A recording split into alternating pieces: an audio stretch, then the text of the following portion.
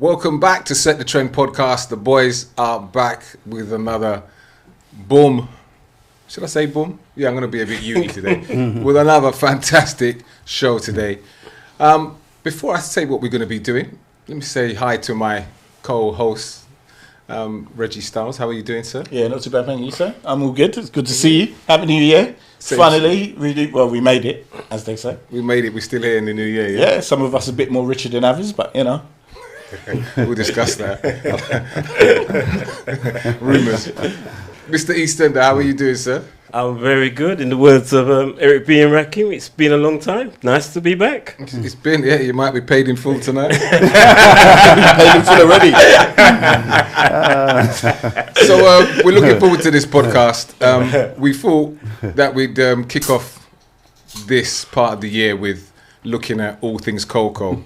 So today is going to be one of those shows where we're gonna open up the doors on Coco, dispel some myths, I think, cut out some rumours, and it's going to be an insight that you're probably never going to get again. So this one is definitely for the collectors, for the collectors video tray, and it's the full crew in today. We have the full crew from Coco. So obviously Eastender is a part of the team, and also one of the co-owners, DJ Ali from Studio Express. Welcome, sir. Evening, gents. Happy New Year. And also another integral part of the team, MC D-O-double-D's. What's up? What's up? It's nice to be back for the new year, mate. I tell you. I must say that. Set the You want trend. to look to Set the trend like, yeah.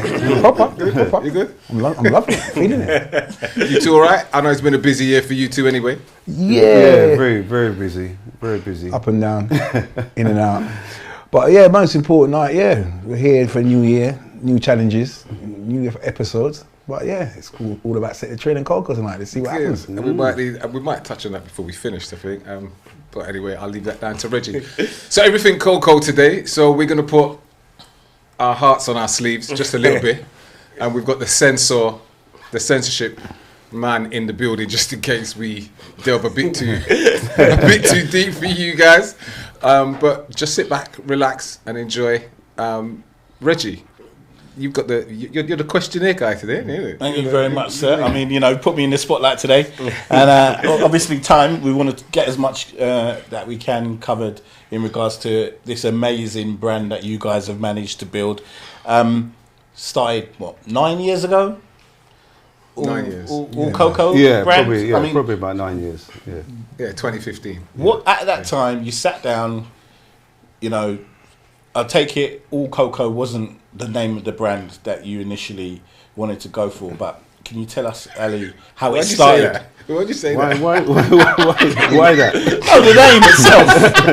The name itself. Because I do remember the record. I'm in love with the Coco. Yeah, but it's more Coco's like finesse and quality and exuberance and a bit of finesse and quality. That was more than.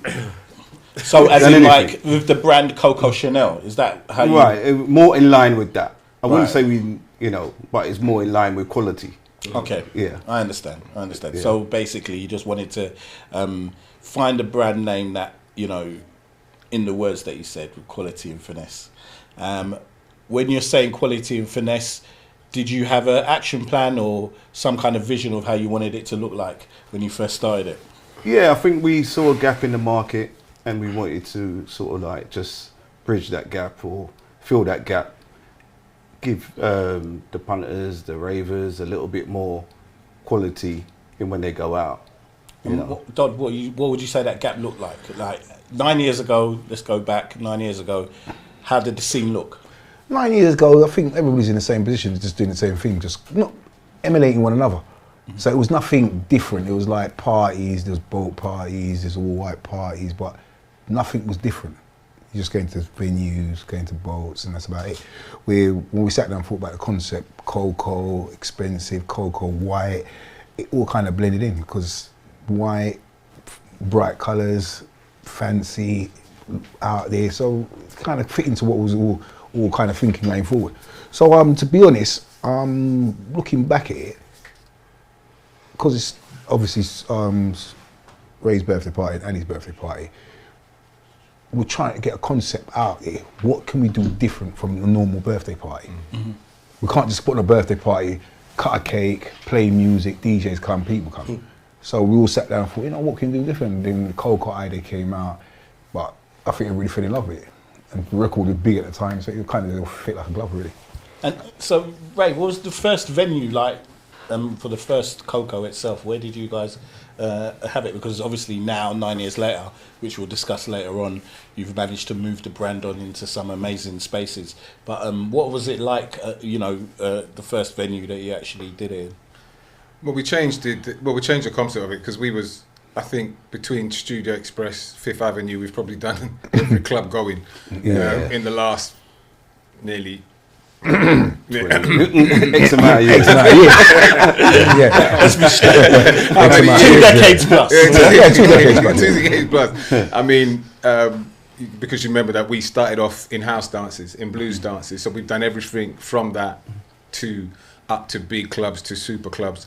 And it was the fact that we wanted to just change up what we was doing. So the boat idea came, if I remember rightly, East Ender mentioned doing it because he was doing a boat for one of his other promotions, and we thought, okay, well, let's have a look at that. We discussed that, and then we went forward with what's the first boat? The Dutch Master. It was a Dutch Master on the Thames, which was about 350 people capacity. Okay. That included DJs and crew and everybody. Yeah. So it was less, but then we started from a better position in terms of ticket price because the ticket price was more expensive than what we usually do for a regular club settings. But boats were more expensive anyway. What was the ticket price? Ticket price 20 was quid? about 30 £30 for 4 hours raving. Yeah. On the Thames from 6 to 10. Yeah. 6 to 10 or 7 to 11? No, 7 to 11. 7 to 11 it was, yeah. So it was 4 hours raving for that. So we kind of put the club thing to one side and just decided to just try something different. And the first one sold. Yeah, sold out in seconds. In seconds, yeah. Sold out in seconds. How many parties did you guys do on the boat? There was 2 on the 2 years. One on the Dutch Master, and then 2 on the Dixie Queen. Okay. We done 4 in total. Yeah, it was two on the Dutch Master. 2 on the Dutch Master, 2 on the Dixie Queen. Then we did what was never done before, 2 boats in one day. The Golden You Flame. did 2 boats in one day? Yeah. Wow. Yeah. Was that? I can't remember. So, hold on. So one win. So one was from 2 to. It was a 2 day to party. 6. Yeah, we done one in the 6. day. Then the other one was Yeah. 8 to 12. 8 till midnight. Okay, yeah. fantastic.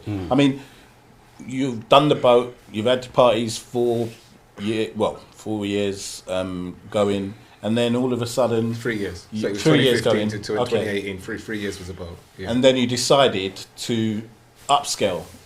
No, we didn't. We got kicked off. Let's tell the truth. I think everybody wants to know. Okay, we won't go into why. But it was a blessing in disguise. It was a blessing in It was a disguise. blessing in disguise.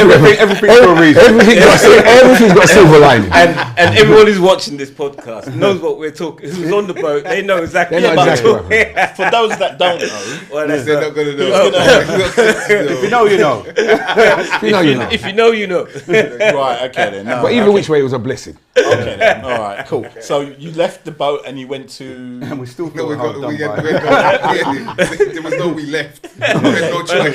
You got kicked off the boat, and then you went And on. one man, and just to give you, we tried to get back on the boat. Yeah, we tried to send another one, someone else in, to try and get the booking.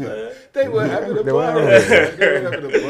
I remember at the time actually, you didn't. I think there was 2 other promoters. Not going to mention them. They did a campaign, wasn't it? To Yeah, but because actually, they banned all the to be honest, boats as a result. yeah, of but that. they did win. Yeah, They won. exactly, They won. yeah. They won. They So had a valid point they had a valid point. because you shouldn't just Discriminate because ostracize one promoter. You know, By colour. yeah, Yeah, by by colour. So colour, it yeah. was more or less they banned all black promoters. Yeah. Because because of we were kicked off the boat. well, yeah. I mean, that's something that I want to definitely touch Probably on. try. Maybe later on in life we'll discuss. What I want to book. talk about is actually the discrimination part about later on. We'll come on to that in regards to how you were sourcing venues and getting. So you left, you got kicked off the boat and you went where? Newham Manor. Was it Newham Manor? Newham Manor, which is over in Buckinghamshire. Okay. Yeah, lovely. Capacity to fill that. Well, we had about 1,000 people. No, we didn't. The first one No, we didn't. The first one we had about 800. We didn't even have that. no, yes, we had barely 600. Yes, we had the one. We had the one room. The one room. We had the one room. Just one room. Okay, so paint the picture. So it's an old country manor house, and it had a marquee. It was 2 marquees that they put up, but the way that they put it up, so it was used mostly for Asian weddings. So it was a wedding venue. So the proprietor, we speeched him. We said it was a party. We thought it was pie. Well, it was. It was a birthday No, it was a birthday party. It was a birthday But we party. was kind of. We told the truth. But we was kind of like the truth was very economical with the truth, and that's because we were kind of scared of getting the no. You know what I mean? So we thought, well, let's go in there on the party vibes. So we went in there, and we had barely 600. Like you should have seen our face at the end of the night. It was like everybody thought it was nice. Everybody thought it was nice. Well, they say that was one of the best ones. That was one of the best ones. Yeah. It was. And what you got to also remember on that one, we didn't even advertise where it was. It was like a secret location. It was a proper yardie It was one. like wasn't a it? secret Proper location, yardie. and the tickets just sold out in like. I think it sold out in the No, they first 2 didn't weeks. because he was only we only had about barely 600 the first one. Oh, it's the second So, one. yeah, it was second. Oh, yeah, second so, one. Second one. And you know, like you said, people enjoyed it. They had a good time. It was one room. Which DJs did you have on there playing? Oh, all the Do you designers over there. Jay, what did you remember who was on the first As bill? he looks in his roller it would have been us. It would have been us I two. remember I who think was on the first Special touch. Special touch. Special Touch was there. Okay, so the Mafia. Special touch. Who else was on that film? No, What are you Mac- talking about? Yeah, what are you talking The streets about? out Mafia. Yeah, the Street Side Mafia. I don't know what you're talking about. Special Touch, Studio Express, Express, Fifth Avenue. Definitely, new yeah. attraction. Yes, new attraction. Yeah, Jay, can you look that up? Cass Manhattan. Oh, Jay's looking it up. Mystery. No. No. Desi G and Barry White. No, I'm sure CKP was on it. CKP. Okay, so that's interesting The because first one. you early went on to bringing in what we would call Afro House and No, it was Soulful it was House. Garage then. It Garage, wasn't even yeah. Afro. Yeah, garage. So why did you decide to do that and bring that into the street sound scene? Was it because you were worried about selling tickets, or was it to bring a new dynamic? Like, what was the thinking behind that? No, because I think because we was doing a day party, and we was looking at different DJs to fill different slots. So we sort of went for the cream of Best of the best, isn't it? those genres of music Okay. at the time. So it's CKP, and you, Do you know what, you I obviously can't- didn't book EZ. He's the cream. No, I find it. And J. Cole. And just to be fair, also, it's not the first time it's been done because we used to play back in the day in the 90s. We used to have a hall with what we do, and then the other hall would be all the garage yeah, DJs, yeah. Spoonie. Yeah, all days. Yeah.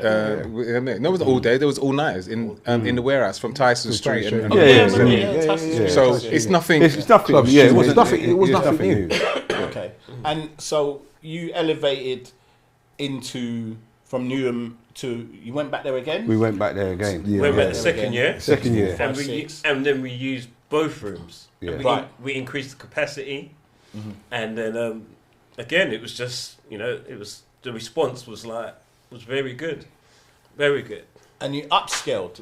Tell me what it was like upscaling a bit from the boat to actually going into a 2-room venue. I presume 1,500 people then. Yeah, it was about 1,500 then. Okay, Jay's Well, got the on the second one, Yeah. no, it was 18. We got Yeah, yeah, I know. because we was like, wow. We had a 1,500 capacity though. Officially, Officially, we had 1,500, but unofficially we had 18. Okay, so did you But that do was any- staff. Yeah, I'm interested to know because you went from 600, 800 people to 1,800 people. Did you change your advertising strategy at all? no, In we've any always way? Word had of the mouth. same. Same Okay. strategy. Yeah, Word of mouth. we've always had the same advertising strategy, which is Word of mouth. I don't even think we put the DJs on the. Nah, we on never the- put on- it like- we never Yeah, used to that's put. the first one. No. Wow. Okay. So I mean, one. Oh yeah, just looking at the flyer. Okay. So, oh wow, you get Matt White. Special touch, big business. CKP, Super D, Alan Brando. That was the Mr. second Play. one. That's the second one. Okay, That's the that's the second second one. one. We only had Mr. one Play. in the first one. Yeah, Yeah. so you had quite a diverse lineup on there then. Yeah, for the I second noticed one. Reggie Styles went on there, but then again, you know. Yeah, but you got on there though, didn't you? got on there eventually. Yeah, After Biggie. Yeah, we talk about that. So as I was saying, so you guys didn't even advertise at all? Nah, not the DJs. So what do you think it was that made that extra 1,000 people book the tickets to come to the All Coco brand? I just think back in the day, but remember when we was doing it back in the day, we was getting the numbers anyway.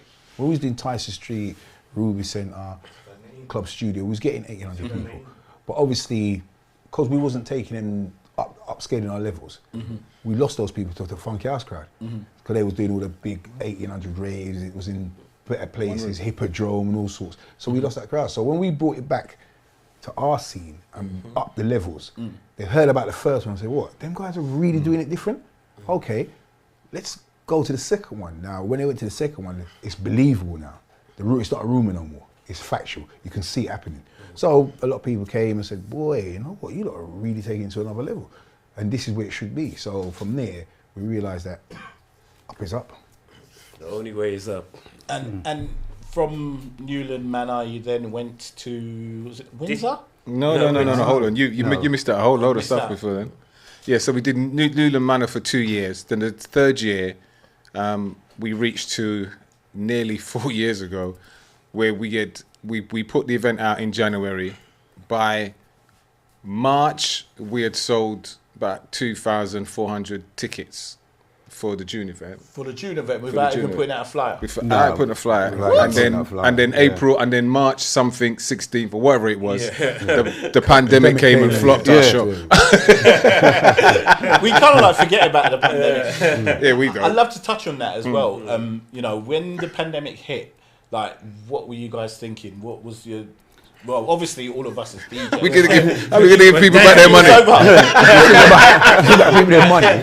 But then again, remember, we still had a game plan because we still was doing brunches during the But initially, obviously, nobody knew what was happening. happening, yeah. You know, so we were just like, what's this going on? Do you know what I mean? We thought, in fact, we thought every month until June, it was Yeah, gonna happen. It was gonna be out of lockdown, isn't it? In fact, I remember you being on the Breakfast Blues, and you took the decision not to do the All Coco brand until you were 100% sure that everybody was able to rave, right?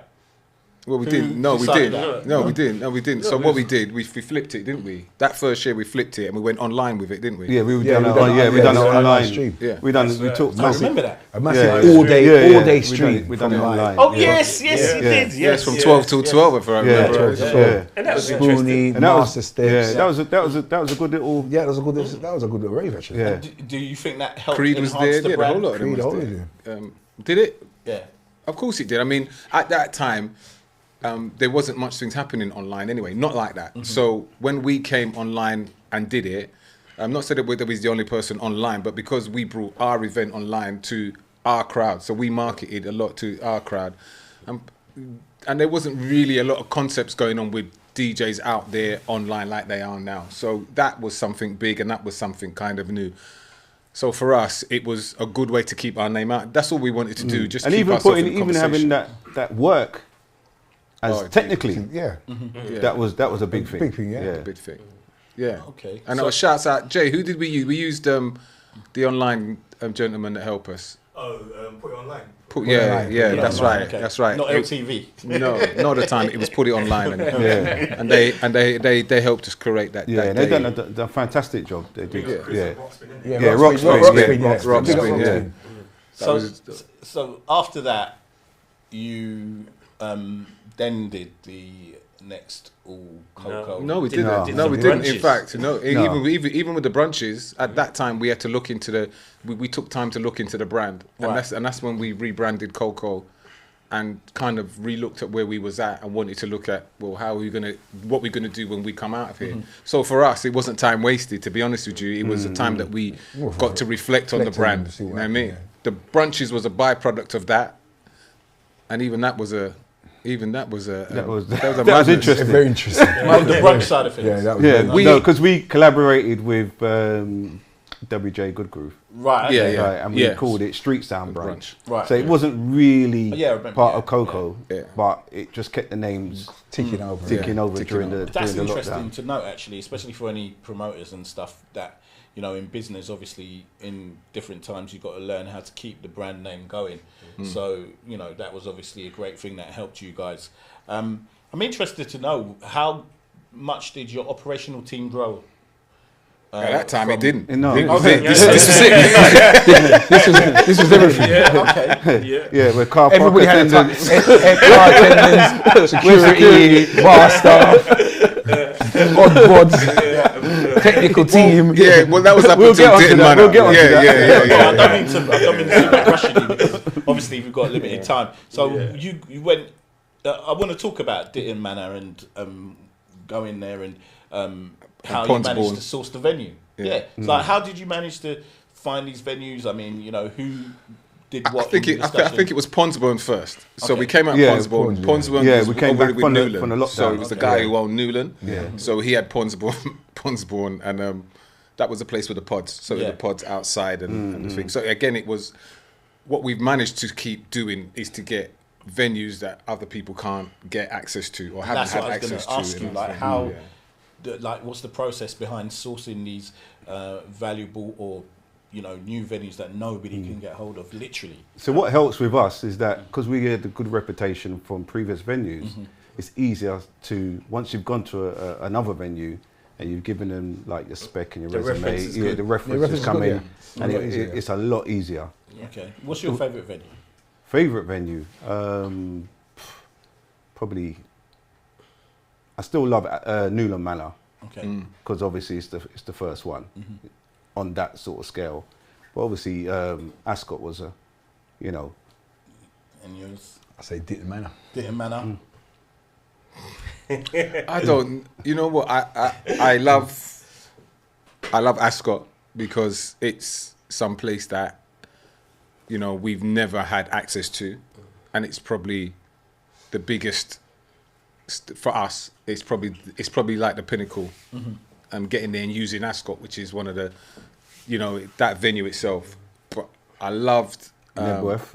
Yeah. You know, that's a place where you only talk about rock stars going. You know what I mean? Not street sounds. Not what we do. We've never been there. Yeah. I love that. The vibes in Ditton Manor was Yeah, was different. yeah, you know what I yeah, mean? yeah. Ponsbourne was different again because of the velvet. You know what I mean? Yeah, like the luxury of it and stuff and that. Like there's a few of them that I like, and I still like, as I said, like Newland Manor because first. I think that we've just been blessed and lucky enough to Find get these hold venues, of these venues. Michael, your favourite? You know, I think all of them were good. I like the fact that as a culture, street sound culture, that we went to places that nobody would expect us to be. Like, you know, to be in Knebworth, to be putting our event in Knebworth, it's real special. You know, I remember when Robbie Williams was down, and I went to see Oasis. I couldn't move. I wasn't at the venue, but I was in the area, and the whole place was just chock-a block. There were so many people going there, and just to think that Robbie Williams was in there, and now we're in there, it was like, you know, I thought that was. I like the fact that we were in that venue, and I also loved Newland Manor. Okay. Yeah, Newland Manor was special. I think you guys, I have to give you guys a round of applause because to upscale from going to a boat to then Knebworth and Ascot, you know, is an amazing feat. And I don't think people who are watching this now understand the levels of being able to do that and achieve it, especially with no paid advertising at all. I remember seeing Dodd actually, I think it was Ditton Manor, sweating buckets doing the bar. So you guys are all hands on in regards to doing so. So, you know, give me some idea of when you got to Ditton Manor. Is that when the operational side of it grew? That's all white cocoa, and as Jay just pointed out, there's all black Yeah, I was going cocoa. to come on that. Yeah, I mean, so there's out of one brand, Came like another brand, became the two. Yeah, Even so all black cocoa's in December, Even and all white is June. Ponsbourne, the Black. logistic nightmare of Ponsbourne was. Yeah. I think all of them was the decent of my night. No, but Okay, so Ponsbourne- take me through. So take me through a typical week before all black, all white cocoa. Hectic. Monday you do what? Hectic. We have Monday's meetings. meetings, We have yeah. meetings like from the Like- moment. From the moment you think the plan's up and running, you got a Yeah. meeting every week. Every week. Till 2-3 hours, depending. Yeah. Yeah. To the day of the event. There's always something to discuss or something to do. So Yeah, and it all depends. There's different aspects that have been brought into the meeting. So before, typically where we was, because we're novices in the game. I know people say that we got experience. We've got experience of being DJs and we do some events, we've done events, but on this scale, we're just learning. You know what I mean? So we're kind of getting our degree and masters up now. That's how we put it. But we had a meeting and it was just about sounds, staff, some bar staff, the sound that we was booking, and the DJs, and You missed one. Production. yeah, but No, production wasn't in that when we started. When we first put this thing started, together, we it's just yeah. DJs, staff, sound, okay. door staff. That was it. That's it. Yeah. That's Security. security. That was That's it. it. And coaches. That was Yeah. it. That's it. That was it. That's it. Wow. No production. It was just Yeah. like you got that. That plugs in there. Yeah, all right, cool. That can work. All right, we're good. Exactly. Exactly. So when did the production side of it come? Because I ain't gonna lie, I mean, the level of production. That was really Newland set Manor it that up. started us Yeah, on. the man. Newman Manor. Manor. Yeah. So when did that discussion happen? Like with you guys, you know, to like how you wanted it to look. You know, give us an idea of what you wanted to people to experience when they came. I think, to be fair, with Newland Manor, a lot of the production was kind of in-house. Yeah. See, what he had screens already. Screens already, yeah. But we said to ourselves, we need bigger screens. Yeah. So Because the screens that he was offering us small. weren't sufficient for what we wanted to do. So Yeah. we said to ourselves, you know what, we need bigger screens to accommodate the size of the venue. And that's when it started. Yeah, that's when it. But that only started after the pandemic. Yeah. Right. Before we had big screens like your TV screens and that we could put back, but there was nothing behind the DJs. It was Nothing lighting. that you could He stand in had the the hall lighting away in from it. it. Yeah. He had the Yeah, lighting. He had the lighting But there. there was nothing He you had could the lighting stand there. Yeah. maybe on the other side of the hall and see the DJs. Yeah. So we needed something to project that whole energy for the whole place, and that's when the screen thing started. So I know we've got obviously times against us. So I want to move on to. Yeah, but you didn't even touch on the rest. So that's just some of what we've incorporated. Sorry to cut you, Reg, but that's just the list. Before we start, the list must be about 20 long. And it don't include like health and safety, risk assessments, insurance for the venue. Licenses. Licensing. Depends if it's St. John Ambulance. yeah, if it's all white and we're doing everything from scratch, the list must run to about 50 or 60. You know what I mean? And you're talking about the planning, you're talking about flooring, you're talking about how do you Engineering, arrange you're everybody talking- coming together, Yeah, it's a and lot.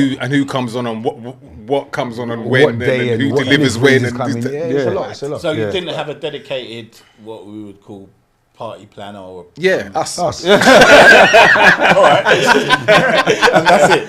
Yeah. Okay, so whilst we're here, who takes care of what? Like, you know, Michael, what's your contribution? Like, what do you bring to the table?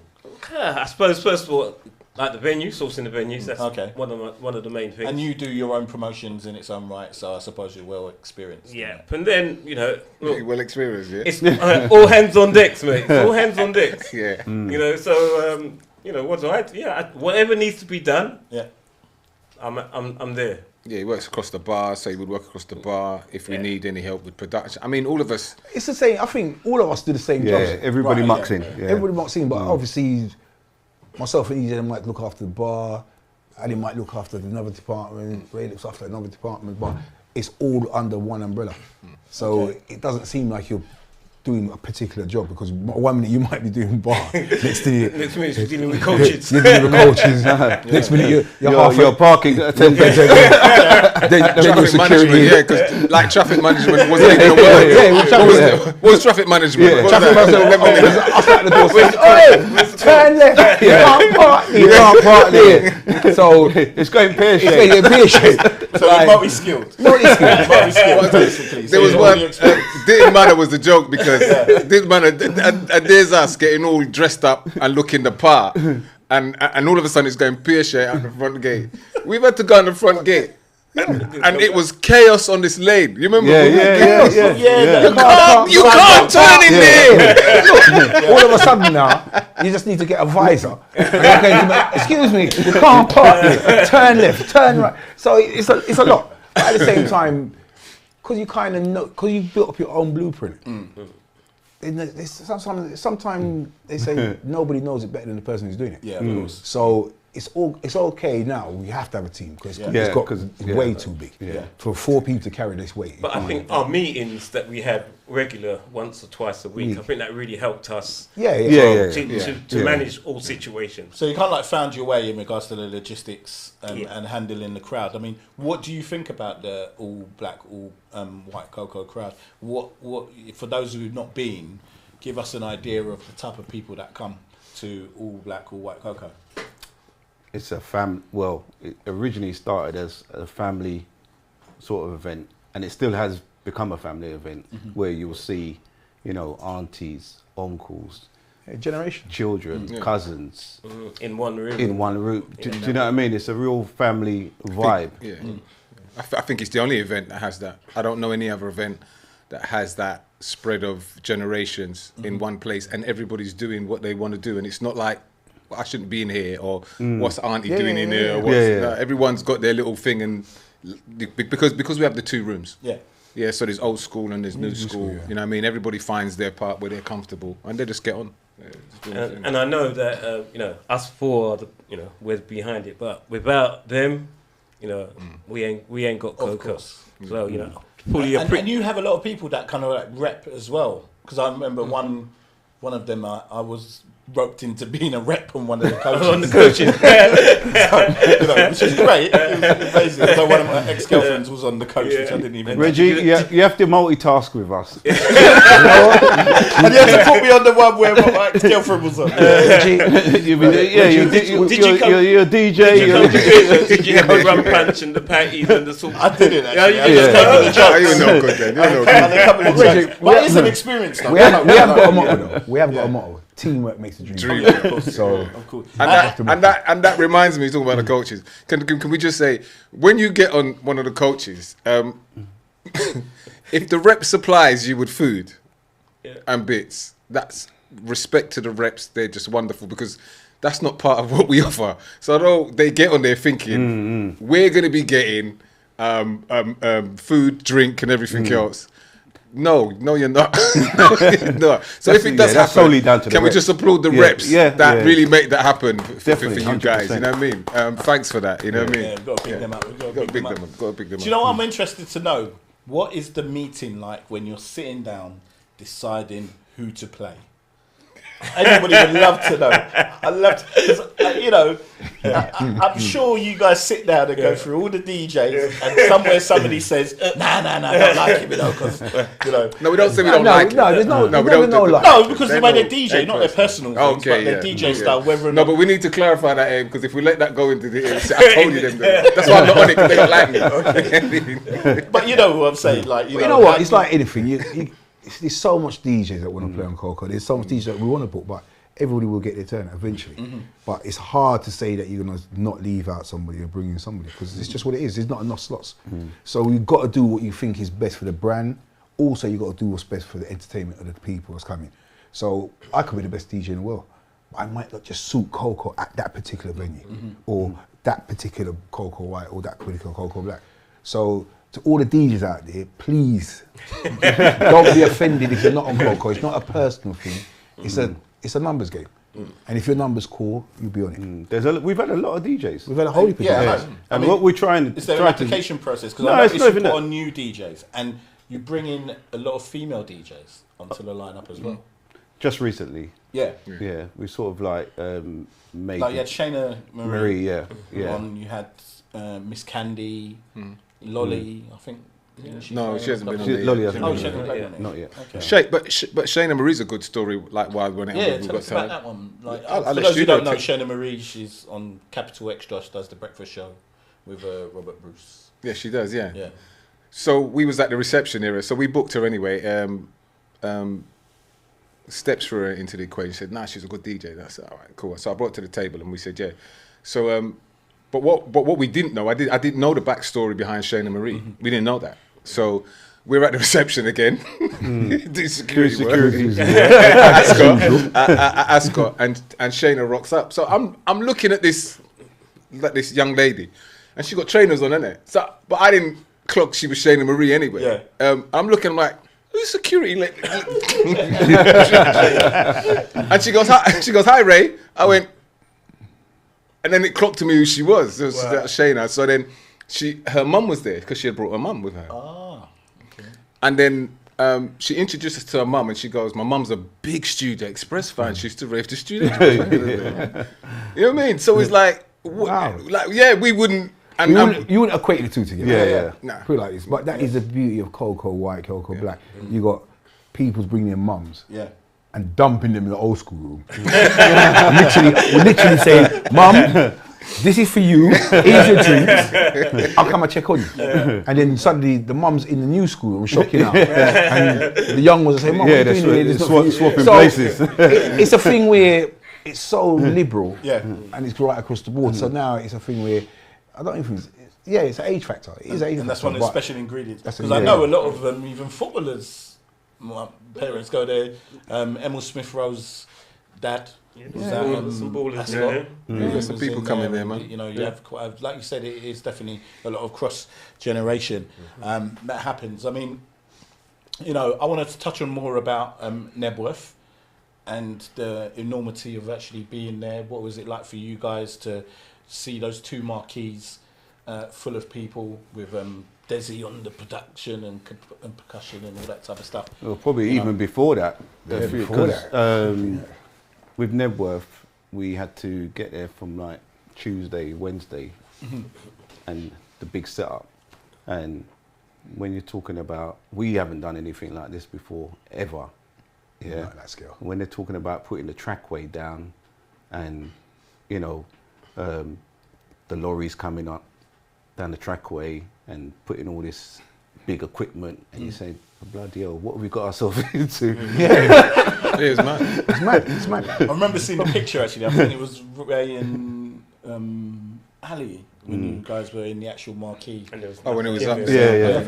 I looked at it and I thought, Jesus Christ, God help them. I'll tell you what, that is a project. Yeah, 100%. It's not a joke thing, and because it's the first time we've done anything of that magnitude, it's kind of made us understand, like, this is serious. It's, the fun side of it is raving. Yeah. The fun side of it is see people shocking out. The fun side of it is partying. And but the build up to it, yeah, that was mad. And it was important for us to have a production company to help us. Okay, so this time you did bring it up. We had to bring a production. You know when you're out your depth. This thing is bigger than you now. Because I'm not putting on a hard hat. Yeah. So I take it that kind of like had a bearing on your cost base as well. Roughly percentage of your, I'm not going to go into numbers, actual numbers. We don't mind talking numbers. But in regards to percentage of your kind of like outlay, how much would you say production was? A lot. 40%? A lot. 40, 30? A lot. You've got to remember that Knebworth is just a blade of grass. Everything you see when you come there, we had to be there. Yeah. Everything. Okay. So there's nothing that's put there that is complimentary or free. So even water, even to run the water from the standpipe, which is about 50 yards away, we have to pay a plumber to come and run the water. And I rang my mate. I rang my mate.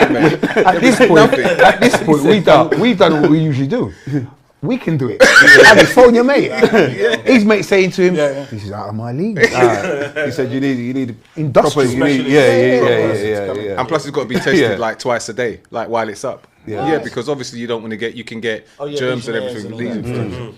Okay, so I'm not giving away everything, but how much would somewhere like Knebworth cost to hire?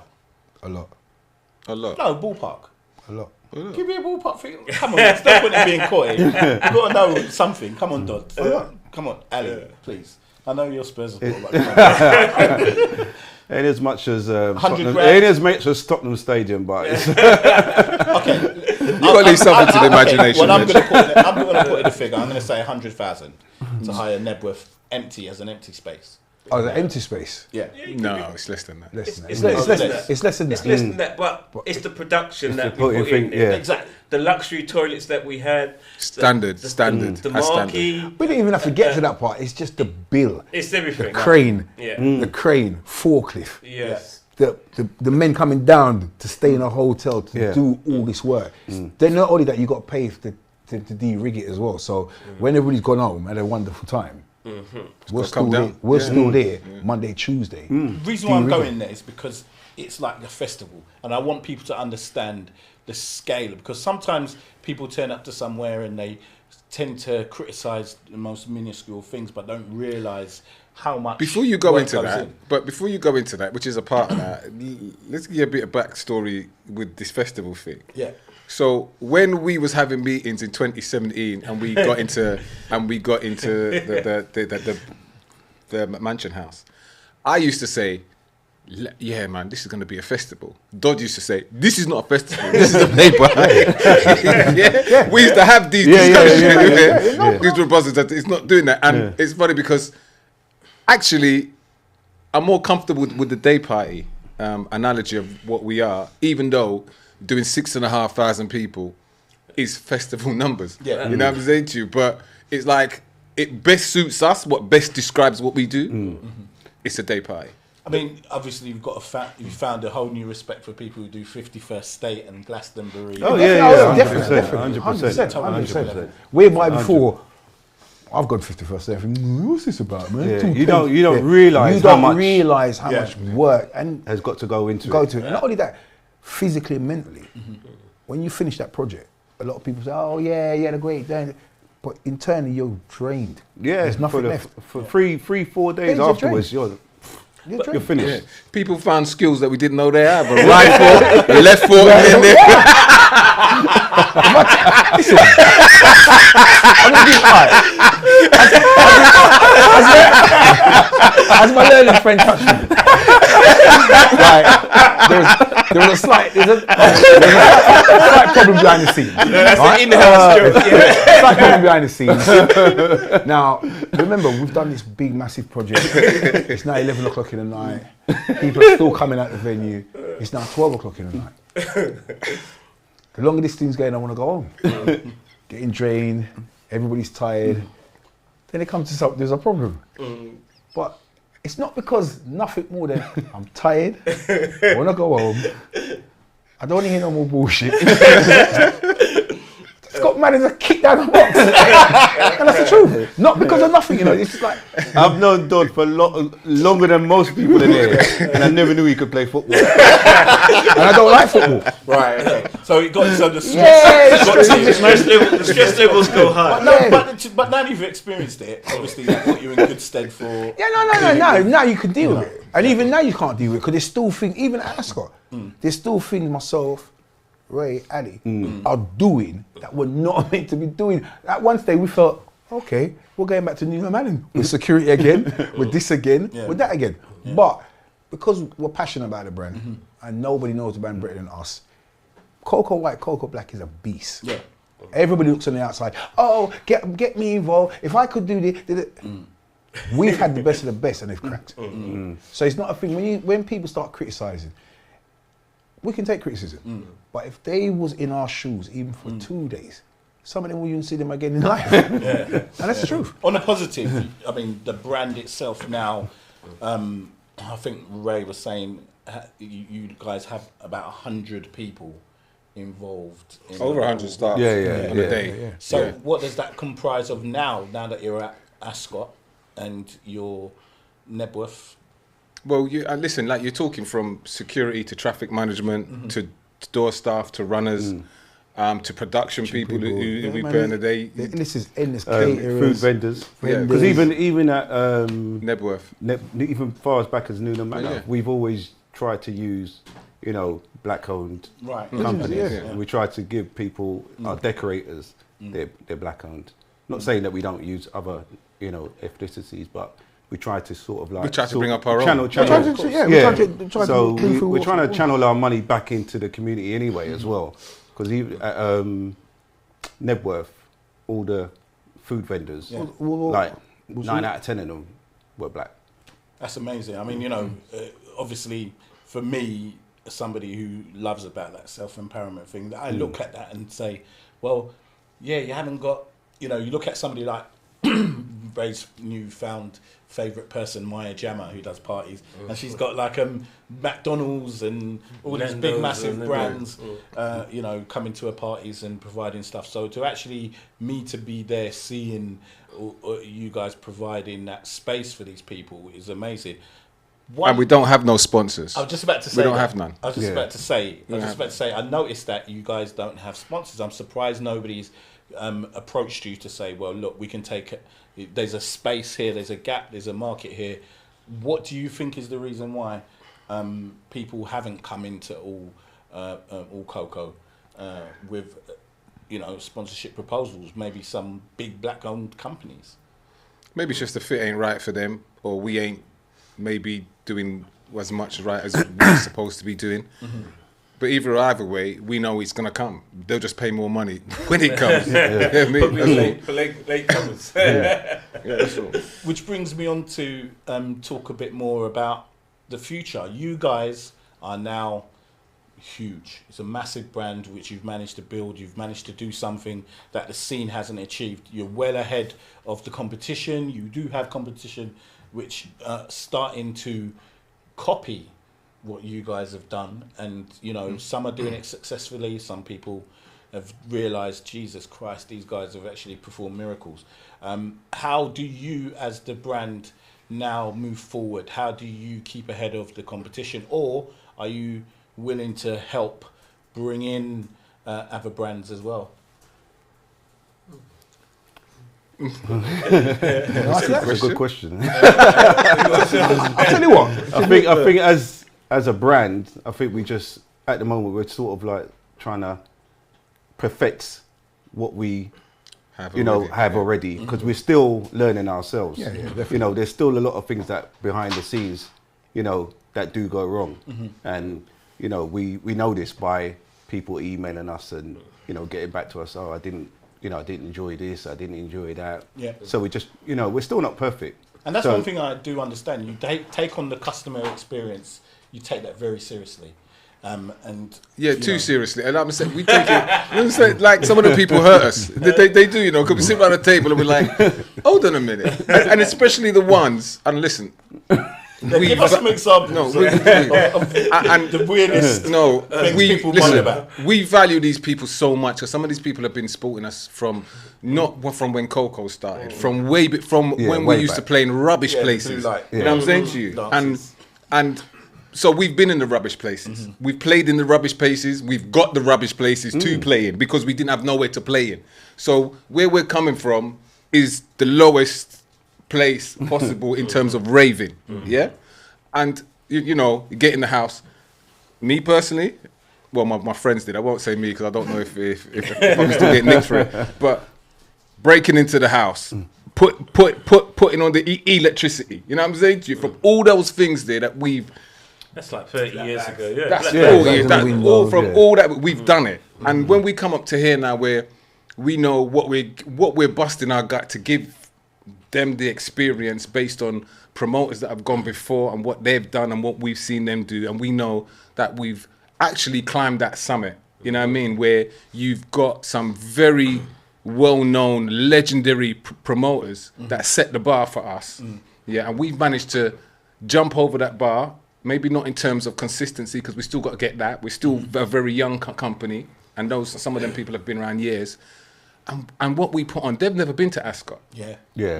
But they've never been to Knebworth. They've never been to Knebworth. They've never been to Ditton, a place like Ditton Manor, to raving some of them. Like, let's get it straight. They've been outside Ascot, but not inside, raved inside Ascot. No. Because you know they do the car park thing, obviously. I don't want somebody saying, no, I've been Ascot. But actually inside Ascot and raving in that.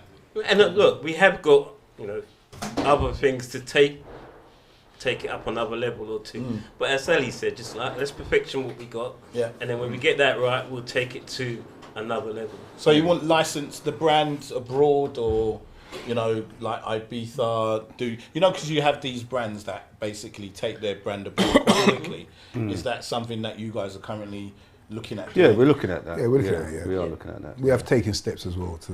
Yeah. Okay, so we're looking forward to Without talking too much. all cocoa in It's, Malta or somewhere like In that. Hawaii. it's coming. Well, yeah, you got to change the game. Hey, why not? Why not Timbuktu or Alaska? Waikiki Beach. But Reggie, back to your question, a lot of it as well, yeah, we're going to get criticised because we're doing something different. Anything you do different, you're going to get criticism. It's at a large scale, so the criticism is twice the volume. But at the same time, we got to remember we're bringing people out of their comfort zones. Because you've been around, a raver's been around us for 25 years, 30 years. We've kind of set a standard, and the standard's only changed in the last 5 years. Yeah. So they still got 25 years expectations of what they're used to. So we've come with a new blanket, brand new quilt, brand new pillow, and telling you go and sleep in that bed. For some of them, no, uncomfortable, yeah. it's It's a big uncomfortable. change. It's a big change. It's a big change, So massive change. same way it's a big change for us. It's a massive change for the raver Yeah, because of course. we're by, wow, lights, screens. What's this all about? It takes them about 15, 20 minutes just to settle down. Yeah. To see what this space is about. And the venue's so big, it's another hour to walk around. Yeah. Then it's another hour to realise where's the toilet. So by the time they settle down, as far as their experience is mind blowing, but at the same time saying, well, who the guys think they are? What are they doing? It's not the usual. Yeah. So with the criticism, we take on the criticism, yeah, and we try to get it sorted as best as possible. But at the same time, it's like anything. If I take you to a restaurant and you can't pronounce nothing on the menu, Yeah. you're not sure you're going to eat. Yeah, And it's more or less the same kind of comparison. Yeah. We're saying to you Knebworth. Some people are saying, what's Knebworth? You got to send them a YouTube clip. Yeah, to understand the Oh, levels. okay. Or they Google it. So what happens now? A lot of people, as soon as we put the venue out, they Google it. They come back and tell you now, oh, it's got this. Oh, it's got that. So they wait to see what we're going to do different. Yeah. But Yeah, so of far, course. so good. We've kind of kept it Push in that it realm. well. Definitely. Ascot's really pushed it out there. Yeah, I mean, I have to say quickly on Ascot from my own personal experience, driving up, seeing the huge, massive screen, and then kind of like going.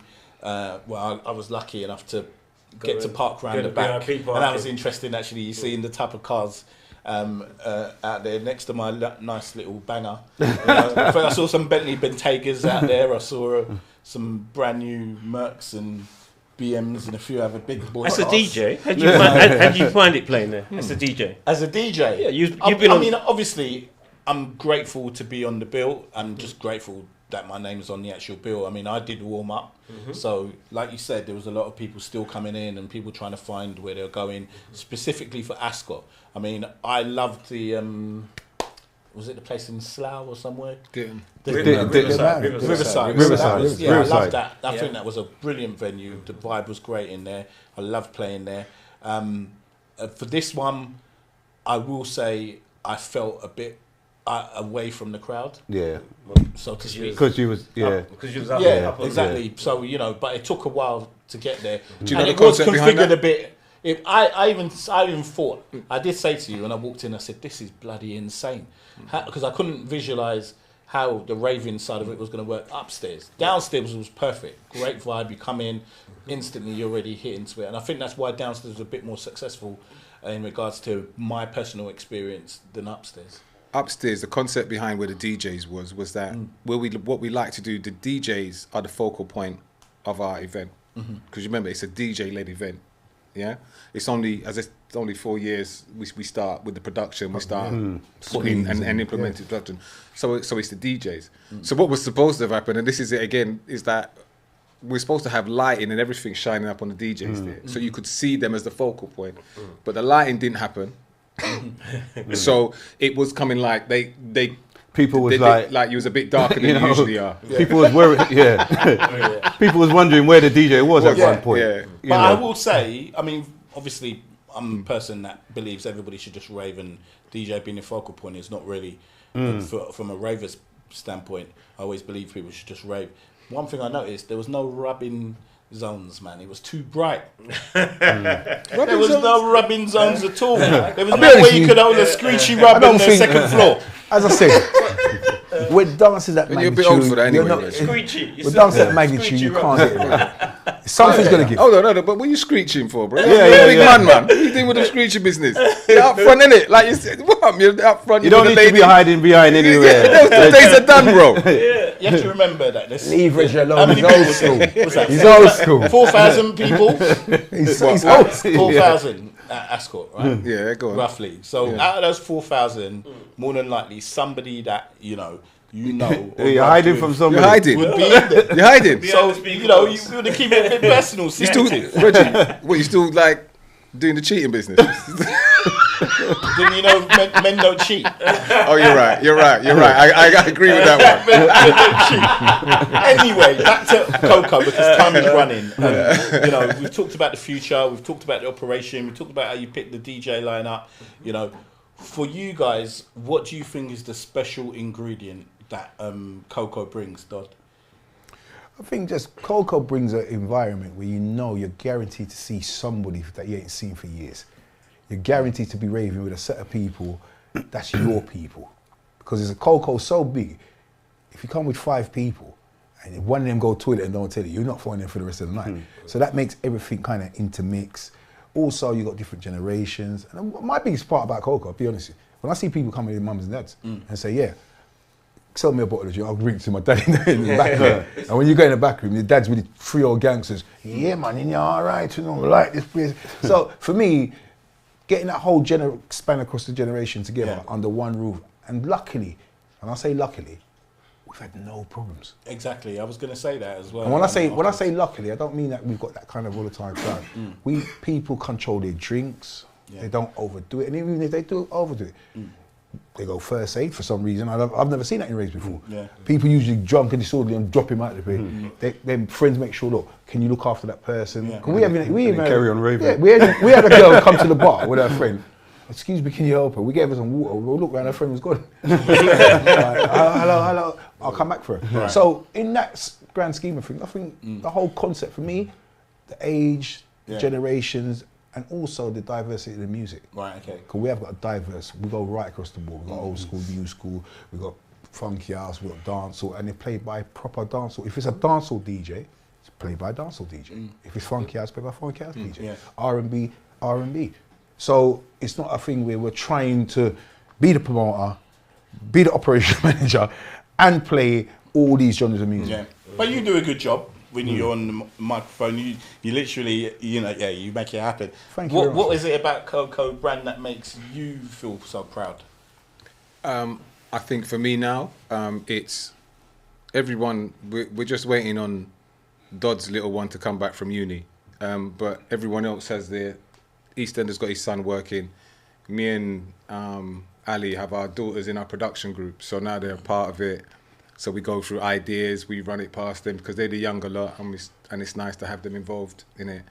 So it's definitely become something that we never envisaged. In fact, we probably wouldn't want to talk to our daughters that much on a normal thing because they're trying to finesse us for something. Okay. But you know, so it's now become a family business. It's a family yeah. And I think that's great, and I think that's a great way to kind of like end on, which is the fact that it is a generational business and it's something that you can pass on to the rest of the family for everybody that's involved. You create loads of jobs, you've got fantastic brand, you've got great DJs, you guys are excellent in what you do individually, and when you come together as a collective, I think you're a perfect example of what we can do as a community to build. And you know, if you ever see all Coco on the flyer, make sure it's an experience that you go to and check out.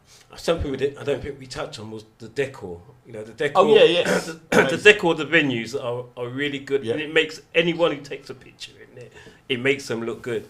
You've never been to a Coco and seen a bad picture. You never. Everyone looks good at Coco with the backdrops and everything. You know, whoever does our decor, which is our designers as well. Big up that touring as well. Yeah. Jay, it was the first one. Elegance. There's so much people. There's a list of people to pick up. But all we can say to everybody. Well, we could give them running credits at the end of the podcast if you want. I don't think we're that advanced yet. But as you said, Reggie, it gives a chance for us to give people work, and especially in these times when things are a bit tight. It's nice to know that someone can do the door, they can do a bar, they can do this. Here's a question. Guys, what is the difference between all and white cocoa, and what do you think is your favourite? Which is your favourite out of the two? From all black cocoa or all white cocoa? I actually prefer all black myself. Why is that? Because I just think it's a more relaxed kind of vibe. More intimate. Yeah, I just maybe because it's winter. Mm. Yeah, people a bit more. Don't get me wrong, all white is lovely as well because it's summertime. We've had some fantastic weather. Mm. Yeah, but I think the vibe at all black is sometimes a bit better because you're inside, and you know you don't have that chance to mingle outside and get distracted, and you're just focused on raving. Mm. You know, even though you see people inside, you might have a little chat and stuff like that. But I just think the vibe at all black is a little bit more intimate and better for me. Right. Yeah. Right. Michael? All white for me. Summertime, nothing better than summer in the UK. The vibe's right. Love to see people mingling, communicating with each other, talking. No, don't get a chance to enjoy it myself because we're always busy. But by far, all white is my favourite. Ray? All white, I think. And only because of Knebworth in the summer. And I think it became my favourite just because there's two moments I had in all white. And it was once when we drove in and the marquee was up and you saw from about 400 yards away, you kind of saw the house kind of built and you was like, rah, did we do that? What did you say? Money well spent. Yeah. And then the second one in that was actually being on stage and looking. Oh yeah, that is. That's yeah. a different but moment. I wanted to cry. The reason, another reason, but all white, you don't get to. I don't get. We to don't. enjoy it. enjoy it. I don't get to enjoy it. But it's not for us. It's for I don't them. get to I enjoy think I know it. what Dod's one is. 'Cause you look like a rock star, mate. Yeah. Come on, it's got to be all white. Well, I'll be honest with you. Knebworth was the only one I got a chance to enjoy myself. Okay. And for me, being an MC, standing in front of so much people, and you're looking down, you're just seeing people on top of people. But you know you've got to entertain these people. So there's moments as an MC. There's moments. Yeah. Yeah. But that moment there, two moments, and I got to say, Ascot as well. Right. The fact that you are entertaining your people, playing your music inside a venue that you only see on the TV. You only see when you hear horse racing, you man talk about Ascot with some tall hat and everything else. The fact that the fact that you're inside this venue, and you're thinking to yourself, this is surreal. Yeah. Like, In fact, me, but even the screen that we took over, yeah. yeah. Well, I think though, it's an iconic. Yeah, moment. that's what I'm saying. Yeah, It's a very iconic moment. that picture at the end of the night when the other room shut off and everyone came into the main hall, and you can see like Where was this? at Knebworth, and you've got the big. I think Oh, the last shot. the last shot. Yeah. Yeah, I thought that's like. That was never that was the room didn't get locked off till the same time. All that crowd you saw was just one moment. Well, that It's picture one there moment. in like 5 years' time, 10 years' time, it's going to be so iconic. Iconic. And it's going to be so iconic. For me, all white, because you get to see a bit more. Okay then. I thought you came as a DJ. I didn't know you came to do something else. Hey. all black. Hey, I'm single, man. I thought you were going to say all black because you can hide behind. It's the eye candy. The eye candy. You can hide behind some corners and get a rub. Anyway, on the subject of fashion, like, you know, obviously it is the premium dress up event. What are you guys' memories of some great outfits, or, you know, give us some stories about what you've seen people wear at both all black and all white. I do like the interviews. You know, when they're coming in, Yeah. and they're talking about the fashion, what the women went to, you know, go trouble through. the trouble they went to. You know, the trouble they went through to get this outfit, and that's probably a better reason why I like. Well, that's one of the reasons why I do like all white. Not saying I don't like it at all, but but you know, the interviews as they do and they come through and they talk about McGregor. Jay McGregor. Yeah. And can we just say a word again? Backstory behind that young lady that does your interviews, Jay McGregor. She's actually the daughter of a very well-known promoter, DJ, ex-station owner. He's no longer with us, but Mr. Fox. And big up Nikki as well, because obviously she wouldn't have been everywhere because of Nikki as well. But even that, we've got people who have been along the journey with us, and that's how we try and bring them back into it. And we wouldn't have guessed that.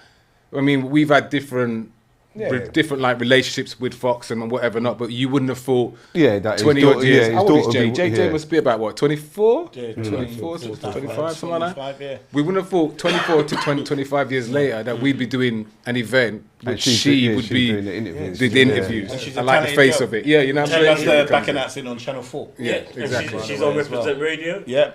Yeah. She had my son on there doing some mixing Oh, the wow. other doing some mixing the other day. So she has, it's She like had Chelsea good. doing that But as well. Yeah. okay, give me some of your favourite fashion. Sorry. Yeah. you're I want to hear this one. Let's move on to. I'll tell you what, for me, Coco Black was my biggest fashion statement. And why I say that? Because I've got some guys around me who do not put on shoes, do not put on suits. And when they came to Coco Black, it's like, I don't know, it's like, it's a 2-week episode. Boy, I'm gonna buy a shoes, you know. I'm gonna buy a suit, you know. Yeah, I bought my suit already. So on the night when you see like men that don't usually wear suit and shoes come sharp as a razor blade, and then you got some girls going out their way. Oh, I ordered them just from America. I've done this to And get it my never dress. turned up And it on never time. turned up. I get back. The panic. It's not even so much on the day. This fashion thing's all 2-3 weeks before. Because people sending me pictures. What do you think about this? What do you think about this? I don't know about everybody here, but us, we're going shopping at the same time we're trying to put this rave on. And like, you're lost. Like, what am I getting now? Because you're the host, so you got to look as good as your guests. Yeah. So this is the next thing. It's a lot of pressure on our side because fashion, we're putting on this rave, presenting this big old monster. And we're running around in t-shirts. I know. Well, Ray's lucky, you know, Mr. Poser over here with the red dinner jacket. You know, No posing, you know. Ray, you love fashion anyway. You look at you know. Oh yeah, but it's trying to keep up fashion. You know what I mean? Because you got to think. I see some people coming there, men and women, and no style at all. But their style is absolutely fantastic. And as a person who loves fashion and loves fashion wear, to see how they put it together. I mean, Ascot said it. Like when Ascot saw our clientele come in, That's what I'm saying. they said they dress better than Ascot. On Ladies' Day. So you've got to understand that when we hear those things, for us, we just feel so proud of our culture and from where we come from, because we know that we can do that. We know that we can go out and represent. We know that we're good enough to have in any environment that anybody else is in, but sometimes we're not given the opportunity. And some of the promoters that are out there working as hard are not given that or afforded that opportunity to show what they can do. So just to be given that and just for them to say that, it's amazing. I saw some stunning outfits, and you know, although my name is Reggie Styles, that's not the reason I didn't get the name Styles, because obviously if I dressed the way I dressed from back in the day, I did. But now I think, you know, for me, I was worrying about what I was going to wear because I was so conscious. But you wore a top that hat. I'm a Were you a DJ. top I hat? wore a top hat and a funeral suit, but it was all right. Do you know what I mean? You know, so that's a fashion by itself. Yeah, exactly. So you know, where you're wearing a top hat and a funeral suit, you got 10 people saying, look at how this man's dressed. So sometimes it's not about being in the latest brands. Sometimes it's just being original. Yeah, it's how you put it together. Yeah, it's how I you mean, put it listen, together. I've got my outfit sewn already.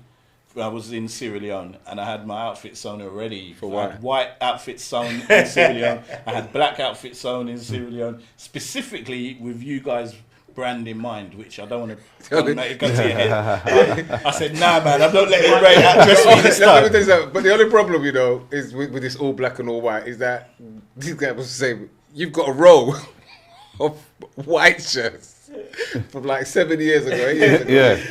When am I going to get to wait, win? You know, yeah. And a row of black shirts, you get me? And then you're thinking, your wardrobe and jackets, you get me thinking, I can't wear that again now. Yeah, What not am I gonna do on with that. Yeah. You have to wear it to the all-white parties in Abu Dhabi. Luckily, my Or vanity in doesn't Dubai reach as somewhere. much as yours. I'll wear it. I'll wear it again. But the sweetest thing that people do make a Yeah, they make a massive effort. massive effort to turn out to Massive Coco effort. White. Whether it's Coco White, Coco Black, Yeah. they make a wicked effort to turn out. Yeah. And we can only say thank you for supporting our dream, for supporting the movement. And you know, obviously, with fashion comes famous faces. Who are some of your famous faces you've seen at All Black and All White? What have we seen in? Who's been at all-white Coco? I would Gets- answer that Yeah, question. gets see. what last year, what, innit? what always working, so I don't get to see it. Right, okay then. Okay. I see Kelly the Rock in there. I see Gets in there. Yeah. Who else we got in there? I see Manny Norte. Manny Norte. I see Judy. Who's quite I see surprising. Judy Love in there. Judy Love. I see Jay Blades in there. Well, Eddie Nestor's in there. Loads of black celebrities are in. all the high society and Freddie Krueger. Yes, He yes. just won some awards. I tell you who I saw in there. I was like surprised. The queen of property sales, Becky. Fatimi. Yeah. Even her liked her to be in there as well. You know. Yeah, big up Becky. Yeah, big up Becky. Becky. Old Becky. school. You know what? I think the problem for us, though, we're always working, so we don't even Yeah, get to so- really, we don't really get to Yeah. even greet our people We properly. didn't hardly see the DJs. So, for myself and everybody else, apologies for those that feel that. Do you know We what I was can't going to see ask us. you before we go quickly? Sorry, before we move on to another question. How you do concerts with Americans? How does your brand? How is it perceived abroad, internationally? You know, have you had people kind of like say, "Jesus Christ, man, I gotta be there"? Yeah. Why do I want- Definitely. Yeah. So, so when we had Andrew Fresh on, what was he on? All White? All He white, was an yeah. all white. He Yeah. was on All White. I know he like recorded his set and he sent it back on, and the amount of questions that he got, like, From where is Canada this, and where is and this them, event from? Zambia. Where is this event? People from Canada, people from America, all saying they're coming to the next one. Wicked. Yeah, so Yeah. it does cross. That's the thing, because all white, there's one thing about our event, which is an all white. What we put on had never, the style of it had never been done in the UK before. People thought that was somewhere else. People didn't even Yes, think that that's was right. even Yeah, in the yeah. UK. You know what I mean? So for me, not only are we proud of the people who come and support us, but I'm extremely proud of the team who have been able to put to. It's not been easy. You know, we came together, we've got different opinions. There's, like, everybody's got their different thoughts. Everybody wants to add in something different into the pot. So, you know, we have to come together as a team to say, all right, we're going to agree on that. But for what we've done, it's just amazing. And it's a journey that I definitely, I'm so proud of, and I will never, I'm not going to forget it anyway. You know, listen, you guys, amazing, like I said already. And is there anybody, it's a massive team, is there anybody that you want to give a special shout out to who have helped build and make the All Coco brand what it is? Well, Ali. Yeah, there's a few. There's quite. How long have we got? Over 20 minutes. Yeah, Chris, who looks after the coaches and his team, they are absolutely amazing, because to logistically look after 30 coaches from all over the country, that is not an easy job. It's not an easy job at all. And I felt it for Chris at Ascot, because when we was there, there was stuck in the like, mud. one of the Ascot team said, "Is Chris all right?" In fact, in fact, the coach broke down, innit? And he had to stay with the coach. Yeah, he had to stay with the until the new one comes Yeah. across So as 2 well. o'clock in the Yeah, morning. so he's got to handle all those logistics as well. So you got to give him flowers. And the reps. The reps as well. Any reps that have been there from the beginning? That Wow. you can, There's loads. There's loads from the coaches. so we got the reps that have been there Yeah. from the beginning. I mean, we've got coaches. We've got coaches come from all over London. Not all of the coaches are online though, because some reps take care of those coaches That's right. Yeah. themselves anyway. So we've got coaches coming from, there's Chingford, there's Hackney, there's Crystal Palace, there's Thornton Heath, Yeah, got Wembley, Wembley, Shepherd's Shepherd's Bush, Birmingham. Birmingham, Wolverhampton. Yeah. So there's a lot. So of major reps. popular that as the Birmingham. No. Amari. Amari. So big up Amari Debbie, from Birmingham. Birmingham, and It's Loads another of one, people. Steve. Also Bristol, we've got loads, Yeah. loads of people from Bristol just make their own way down there. So Anybody else? You give the previously, salutes to? who gave us a massive help at Knebworth was Billy. Yeah. Is Yeah, one Billy of the Boy. Yeah. organised. Well, his production. Production, Yeah, he definitely massively helped us on that day. Yeah. Or leading up to the day and to the day as well. And the day after. And, and we didn't know he could play football. Yeah. No, that football. I didn't know. Bro. Yeah, we didn't know that. We got a big up Touch of Elegance. They've been our main decorating team from when. Big jobs, hard days with us, ideas. So Yeah, big we up probably Shaz, get man. on after their nerves. Big up Sharon, big up Robbo, big up the children.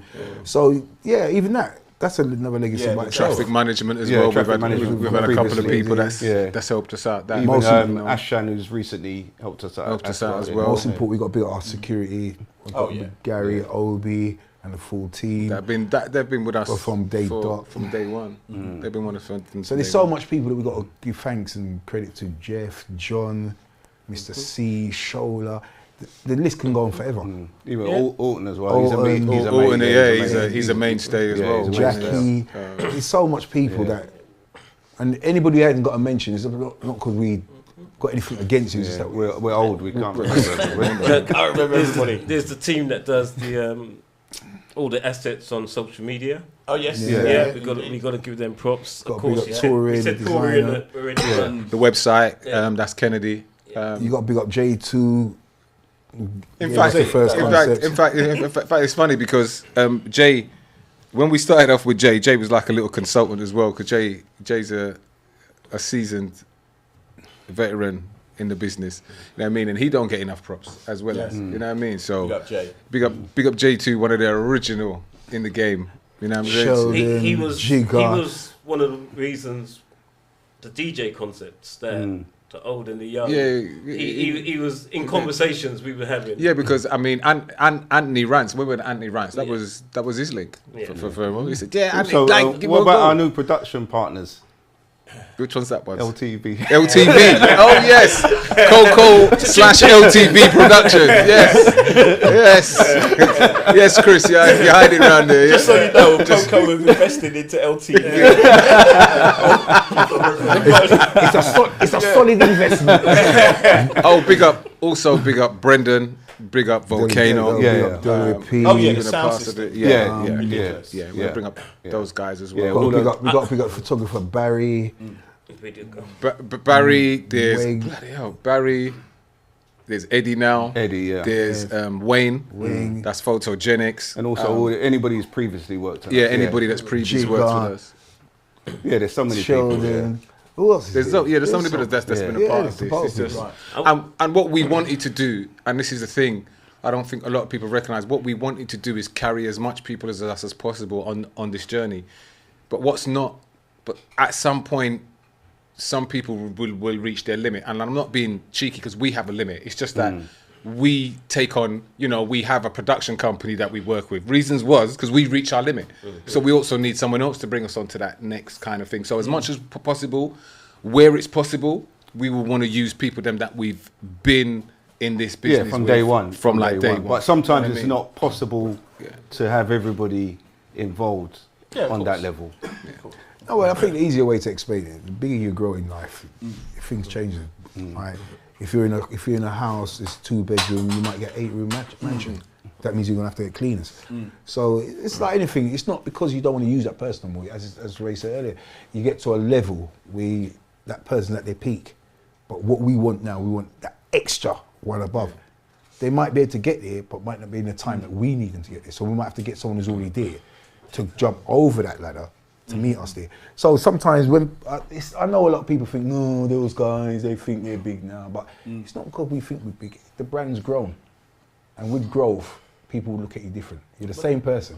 That's business and that's life. Yeah. That's right. Everybody looks for growth. And most importantly, we have to big up the people that's actually purchased tickets and supported us from day one. And supported us from £30 to £80, and Yes, we Well, I know. hope they now know the reason why the What we jump do. in the ticket price, because now you've explained the kind of like level, although you haven't said numbers, but I'll be honest with you, we're looking at a 4-bedroom house, literally, to put on all Coco now. Yeah. So what, 400, 500 grand, and I'll just say it straight, from what my calculations. So that's a big risk. If you're prepared to put your house on the line, literally money that you would invest in the house to risk on an event, then I think that's a great thing, and you guys should be applauded for taking that risk, because not a lot of people will do that. And we very much understand the cost of living. We're part of that. It's not as if say that we're not somehow exempt from it, are we? like millionaires over anything else. Everyone around this table here has 2 or 3 jobs. So it's not the fact that, and that's different jobs from promoting. Like this event business is just our side hustle that's turned into a serious investment and a serious way forward. So we know how the struggle is out there, but at the same time, for what we put on, we don't want to be at that cheaper end providing what we've already done, because that's for someone else to do. You know what I mean? That's for someone else to create that space and make their space their own. We're trying to develop another space, inspire, just like we was inspired. We're trying to inspire people to do what we do. So it's not just that we just want to be there.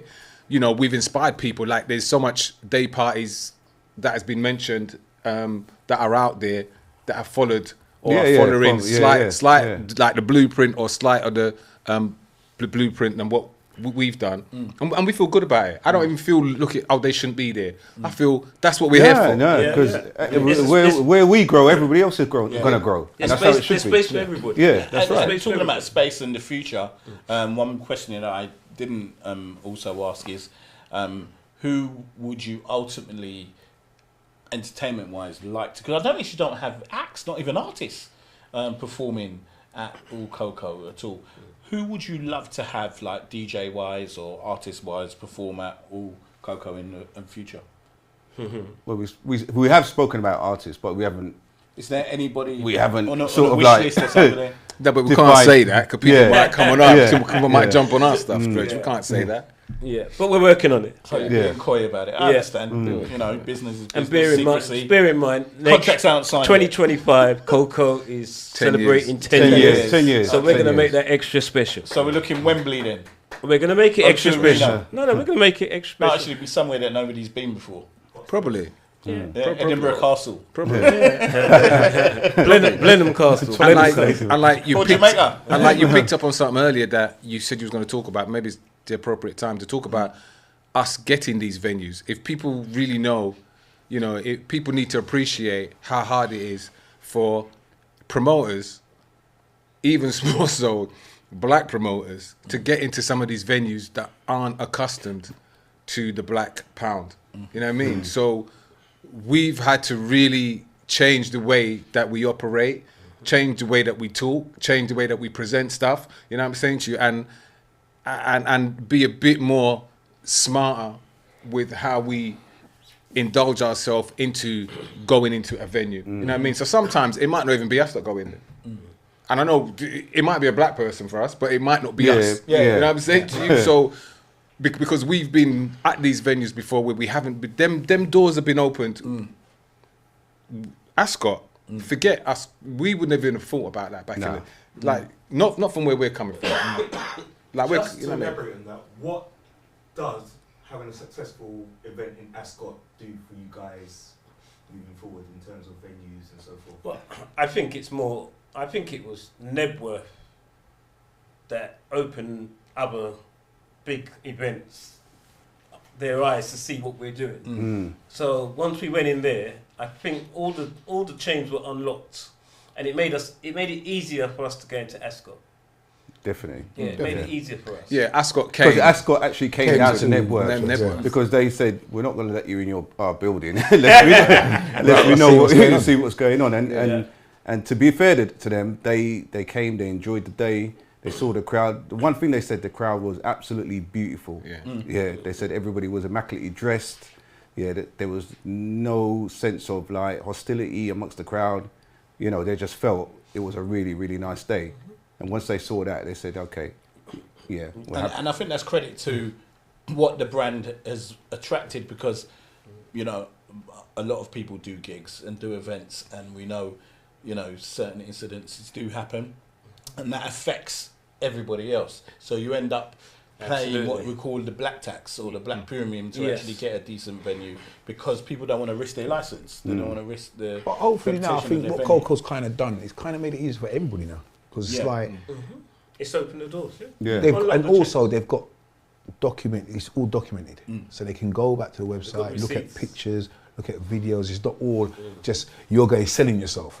You can sell yourself and then leave your business card and say. Because the first thing they do is go on the website. They Google. They say socials. When we're talking to them, they said, "Oh, we looked seen at your that. website already. We've seen that video. Yeah. R&D already. Yeah. So The research. it's also helped the whole scene, because obviously now they've got a different outlook on how black culture is. Yeah, Raven of was. course. Yeah. They don't feel intimidated no more. They know these are nice people. They can walk through the crowd without feeling. They walking through the crowd and partying. Yeah. Oh, you was on the stage, was it? Oh, yeah, you had a great time. So, like before, they'd be in one corner just looking from. Now we've made them feel so relaxed. Yeah. And it's so like, as far as it's well organised, they've got the security, everything's in place. They feel a lot so nice, open the door for everybody. So it's just for everybody behind us to do the same thing and just open doors, keep it moving. We're going to try our best to keep it going. And it's funny you say that, because a lot of the time they're in the back room watching all the monitors, how we behave, how we walk, where we're walking to, what we're up to. And that's, you know, that's when they say, oh, no. They see something wrong, they don't want us back in there. But because it's all good, they don't even watch the monitor. They're out with us raving now. Can I just say? But on the flip side of that, just before you say that, the other side is what they like the Joe public won't see. So we have 3,500 people, we have 6,500 people. The pressure on us is different. So if anything goes wrong, we have to take out, just like some of them other events, we have to take out insurance on our event. Yeah. If anything happens on that venue, it's our name on the paperwork. Yeah, of course. So anything happens, whatever's, if it, you know, it's magnified by 100 times more because the social media's there. Yeah. The police may get involved. All these different angles, the council get involved. All these different angles now that we've got pressure on us, that we've now got to adhere to. When back in the day, we just rock up, we go in the house, we don't care.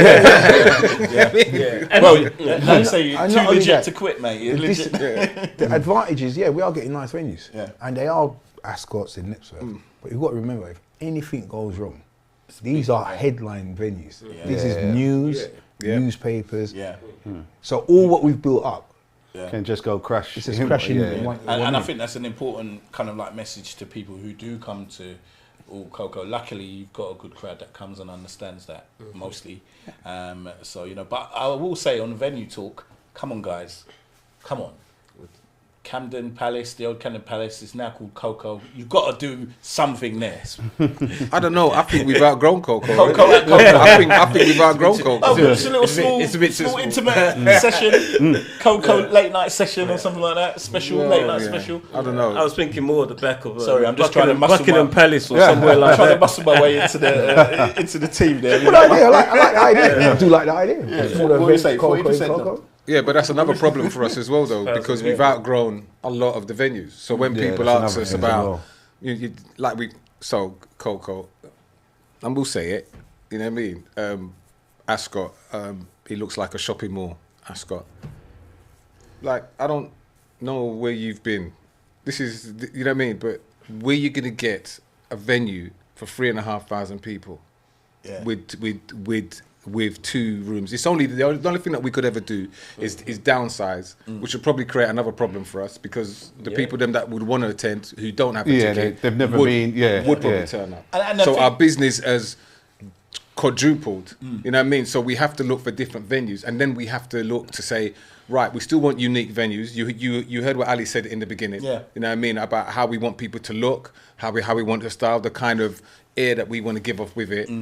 So we look for these venues, and once we get the venue, in terms of the people that are coming there, we've just got to work so hard to kind of not only keep the venue, but keep the authenticity of what the night is about. Yeah. And another place I was going to say is drum sheds.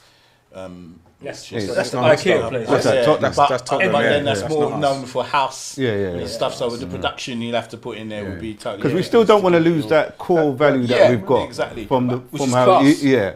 Class, Yeah, and yeah. that's one thing I would say, which I forgot to say, is that like you said from the beginning, everything you do is all about bringing the street sound vibe to literally And dress Buckingham sense. Palace. And dress sense. Because remember, that's what makes us different as well from when we have all white Coco.